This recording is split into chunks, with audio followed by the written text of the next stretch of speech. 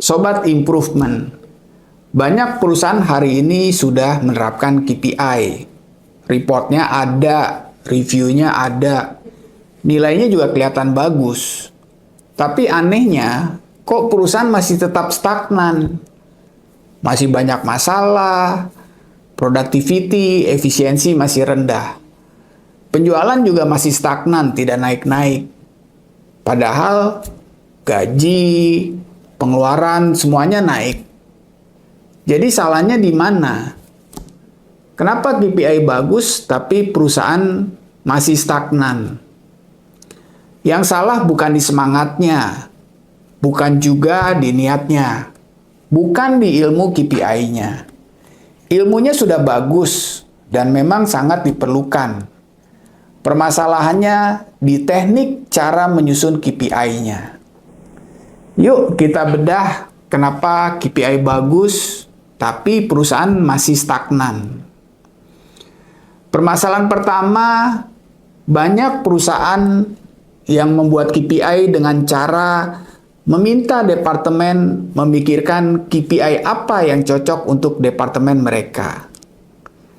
Metodenya begini, perusahaan melakukan training KPI, menjelaskan strategik, menjelaskan SWOT, analisa Paisley, dan lain-lain.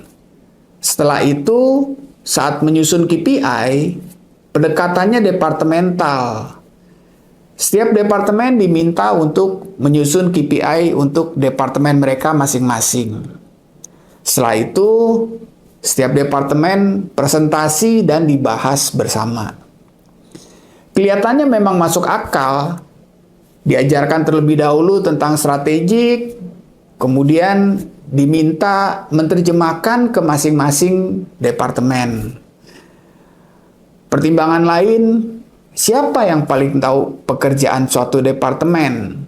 Ya tentu departemen itu sendiri. Tapi justru disinilah masalah mulai terjadi. Ketika setiap departemen diminta menyusun KPI-nya sendiri, akan terjadi KPI yang dibuat berdasarkan pemikiran masing-masing departemen. Akan muncul KPI yang sesuai dengan kebiasaan mereka, sesuai dengan kenyamanan mereka, sesuai dengan kemampuan mereka, atau target yang menurut mereka aman. Masing-masing departemen akan cenderung melihatnya dari kacamata departemen saya. Akibatnya terbentuklah KPI yang silo. KPI yang fokus pada objektif departemen. Menurut saya, KPI yang baik seharusnya tidak bicara departemen, tapi bicara perusahaan. Lepaskan jubah departemen, duduk bersama sebagai perusahaan. Buat strategik objektif berdasarkan kacamata dan kondisi kesehatan perusahaan saat ini. Contohnya, saat ini perusahaan banyak mengalami kasus proyek rugi. Estimasi awalnya untung besar, tapi setelah berjalan terjadi pembengkakan di sana-sini. Hingga akhirnya proyek menjadi rugi. Isu besar ini bisa diangkat menjadi salah satu strategik objektif perusahaan. Meningkatkan akurasi costing versus pengeluaran. Itu menjadi strategik objektif perusahaan. Contoh kasus lain, misalnya penjualan yang drop. Beberapa customer pindah ke lain hati. Maka kita set strategik objektifnya meningkatkan kualitas, meningkatkan customer retention. Contoh lainnya adalah isu defisit anggaran. Ketika terjadi defisit, maka kita bisa menyusun strategik objektif pengurangan biaya untuk menutup defisit anggaran. Setelah kita menetapkan strategik besarnya, baru kemudian kita terjemahkan ke strategik turunannya. Untuk lebih jelasnya, yuk kita bedah turunan strategik objektif untuk kasus proyek sering rugi.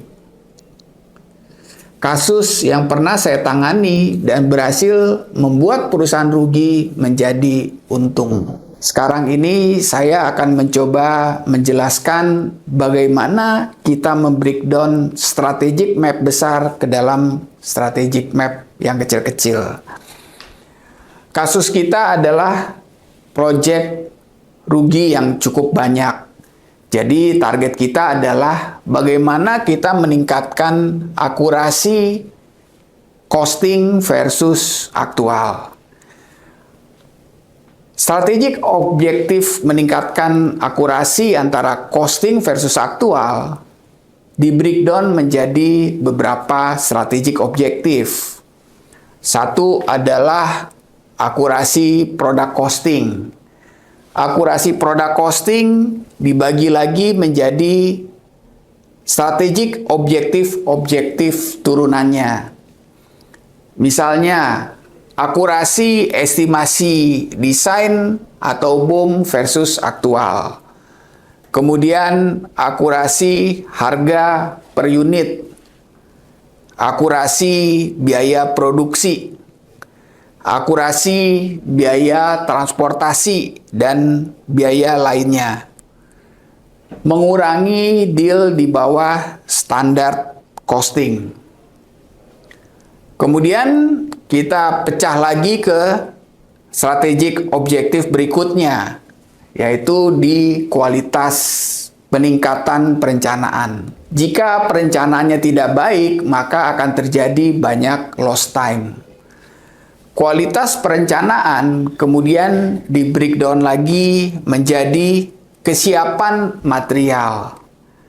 Ketika material tidak ada, maka tidak bisa produksi dan akan terjadi lost time. Kesiapan manpower, apalagi dalam kasus ini proyeknya adalah proyek custom. Perusahaan yang memproduksi sesuai permintaan, bukan perusahaan mass production. Akurasi kesiapan mesin atau alat. Kemudian kesiapan infrastruktur. Strategik objektif lainnya adalah pengendalian scope atau perubahan. Jadi ketika terjadi perubahan, otomatis BOM-nya akan berubah, desainnya berubah, aktualnya akan berubah. Material bertambah, biaya proses bertambah.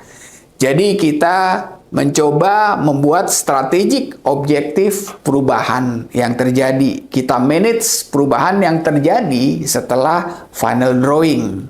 Turunan dari strategik objektif ini adalah kejelasan skop awal. Skop awal yang baik akan membuat desain yang lebih akurat. Perubahan skop yang terkendali. Dampak biaya perubahan dihitung dengan cepat.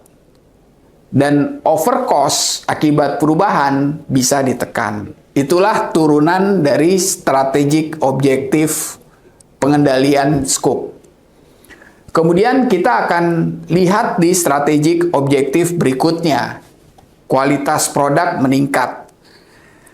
Ketika reject naik, otomatis biaya menjadi naik. Oleh karena itu menjadi strategik objektif bagaimana menurunkan reject.